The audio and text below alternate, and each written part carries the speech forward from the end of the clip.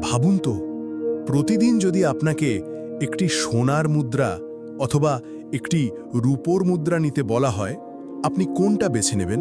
বুদ্ধিমানেরা নিশ্চয়ই সোনার দিকেই হাত বাড়াবেন, কিন্তু যদি বলি প্রতিদিন রূপোর মুদ্রাটাই নেওয়া সবচেয়ে বুদ্ধিমানের কাজ। আজকের গল্পর এক এমন ছেলেকে নিয়ে যাকে সবাই ভাবত বোকা, কিন্তু সে এমন এক কৌশল জানত যা রাজাও বুঝতে পারেননি। এক বিশাল এবং সমৃদ্ধ রাজ্যে এক মন্ত্রী বাস করতেন, যিনি তার তীক্ষ্ণ বুদ্ধির জন্য বিখ্যাত ছিলেন। এমন কোনো সমস্যা ছিল না যার সমাধান তিনি করতে পারতেন না, বা এমন কোনো ধাঁধা ছিল না যা তিনি ভাঙতে পারতেন না। রাজা তাকে এতটাই বিশ্বাস করতেন যে তার পরামর্শ ছাড়া রাজ্যের কোনো বড় সিদ্ধান্তই নেওয়া হতো না। মন্ত্রী ছিলেন রাজসভার গর্ব, সকলের শ্রদ্ধার পাত্র, কিন্তু তার এই সাফল্যই রাজসভার অন্য সভাসদদের মনে ঈর্ষার বীজ বপন করেছিল, যারা সবসময় তার পতনের সুযোগ খুঁজত। এই মন্ত্রীর একটি ছেলে ছিল। মন্ত্রী যেখানে ছিলেন জ্ঞানের উজ্জ্বল প্রতীক, সেখানে তার ছেলে রাজসভার চোখে ছিল ঠিক তার উল্টো। আর এটাই মন্ত্রীর জন্য এক বিরাট লজ্জার কারণ হয়ে দাঁড়িয়েছিল। একদিন রাজা তাকে সবার সামনে ডেকে পাঠালেন। তিনি মৃদু হেসে বললেন, মন্ত্রী, আপনি নিঃসন্দেহে আমার রাজ্যের সবচেয়ে তীক্ষ্ণ মস্তিষ্কের অধিকারী, কিন্তু আমায় বলুন তো, আপনার ছেলে এতটা বোকা কেন? ওর তো কোনো কাণ্ডজ্ঞানই নেই বলে মনে হয়। এই কথা শুনে পুরো রাজসভা, যারা এমন একটা মুহূর্তের অপেক্ষাতেই ছিল, তাদের হাসি চাপার চেষ্টা করতে লাগল। মন্ত্রী অপমানের এক তীব্র জ্বালা অনুভব করলেন। তিনি মাথা নিচু করে জিজ্ঞেস করলেন, মহারাজ, আপনি আমার ছেলের ব্যাপারে এমন কথা কেন বলছেন? কেন আপনার মনে হচ্ছে যে সে বোকা? রাজা তার সিংহাসনে হেলান দিয়ে বলতে শুরু করলেন, প্রতিদিন সকালে যখন আমি প্রজাদের সঙ্গে দেখা করার জন্য বাজার দিয়ে যাই, আপনার ছেলে সেখানেই থাকে। আর প্রতিদিন আমি একটি ছোট পরীক্ষা নিই।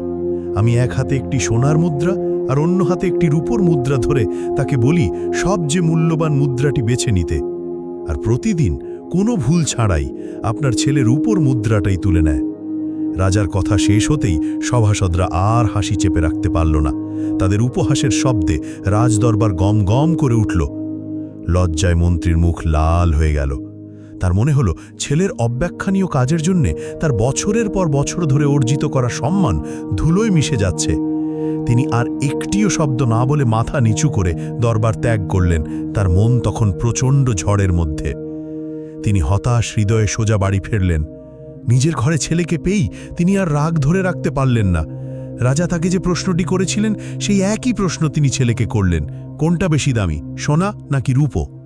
ছেলে শান্তভাবে বাবার দিকে তাকিয়ে এক মুহূর্ত দেরি না করে উত্তর দিল, অবশ্যই সোনা বাবা।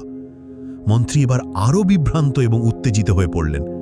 যদি তুই জানিস যে সোনা বেশি দামি, তাহলে প্রতিদিন আমাকে এইভাবে লজ্জায় ফেলিস কেন? কেন তুই রাজা আর সবার সামনে জেনে বুঝে রূপোর মুদ্রাটা তুলে নিস? তোর জন্য আজ সবাই আমাকে নিয়ে মজা করেছে। বাবার গলার স্বরটা বুঝতে পেরে ছেলেটি আলতো করে হাসল। সে কোনো কথা বলল না। পরিবর্তে সে ঘরের কোণে রাখা একটি বড় কাঠের বাক্সের দিকে এগিয়ে গেল এবং তার ভারী ডালাটা খুলল। মন্ত্রী দম বন্ধ করে তাকিয়ে রইলেন। তার চোখ অবিশ্বাসে বড় বড় হয়ে গেল। বাক্সটা চকচকে রূপোর মুদ্রায় কানায় কানায় ভর্তি। শত শত মুদ্রা বিকেলের আলোয় ঝলমল করছে। হতবাক হয়ে মন্ত্রী জিজ্ঞেস করলেন, এত এত মুদ্রা তুই কোথায় ফেলি? ছেলেটি তার বাবার দিকে তাকালো। তার চোখ বুদ্ধির আলোয় চিকচিক করছিল। সে বলল, বাবা, এগুলো সেই মুদ্রা যা রাজা আমাকে দিয়েছেন। প্রতিদিন উনি আমাকে একটি সুযোগ দেন। আমি জানি যদি আমি একদিনও সোনার মুদ্রাটা তুলে নিই, তাহলে এই খেলাটা বন্ধ হয়ে যাবে। রাজা ভাববেন যে আমি আমার শিক্ষা পেয়ে গেছি এবং তিনি আর কখনো আমাকে মুদ্রা দেবেন না। কিন্তু আমি রূপোর মুদ্রাটা নিই বলে তিনি আমাকে বোকা ভাবেন আর এই ছোট খেলাটা উপভোগ করেন। এতে তারও মজা হয় আর আমিও প্রতিদিন একটি করে রূপোর মুদ্রা পাই। সে বলতে থাকল, বাবা, আমি একটি সোনার মুদ্রার জন্য প্রতিদিনের রূপোর মুদ্রাগুলো হারাতে চাইনি।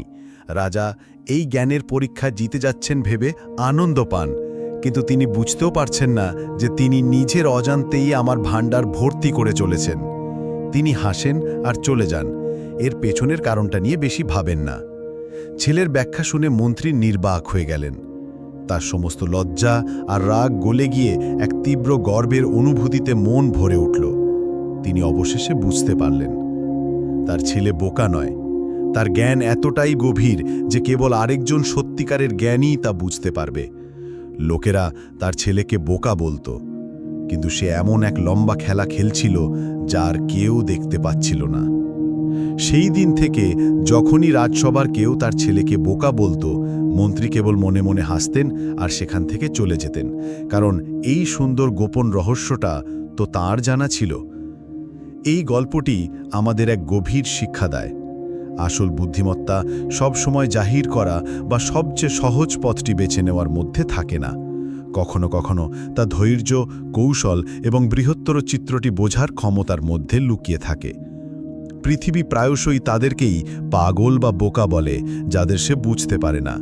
কিন্তু যদি আপনি জানেন যে দীর্ঘমেয়াদে আপনি যা করছেন তা আপনার জন্য সঠিক, তাহলে অন্যেরা আপনাকে কি নামে ডাকলো তাতে কিছু যায় আসে না।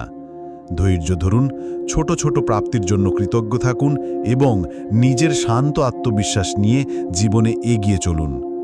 যদি এই গল্পটি আপনার ভালো লেগে থাকে এবং আপনি আরও এমন গল্প শুনতে চান যেখানে গল্পরা জীবন্ত হয়ে ওঠে, তাহলে দয়া করে এই ভিডিওটি লাইক করে এবং আমাদের চ্যানেল গল্প যেখানে জীবন্তকে সাবস্ক্রাইব করে আমাদের পাশে থাকবেন। দেখা হচ্ছে পরের গল্পে।